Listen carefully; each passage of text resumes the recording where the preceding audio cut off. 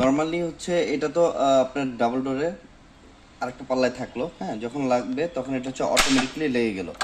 Automatically লেগে যাওয়ার পরে হচ্ছে এটাকে আপনি চাইলে আরও হাই সিকিউরিটি করার জন্য হচ্ছে আপনি আরও লক করে দিতে পারবেন। লক করে দেওয়ার পরে হচ্ছে কি, আপনি যদি চান যে আপনার বাসার বাহির থেকেও কেউ চাবি দিয়েও খুলতে পারবে না, সেক্ষেত্রে হচ্ছে এটাকে জাস্ট লক করে দিলে ভিতর থেকেও কেউ খুলতে পারবে না, বাহির থেকেও কেউ খুলতে পারবে না।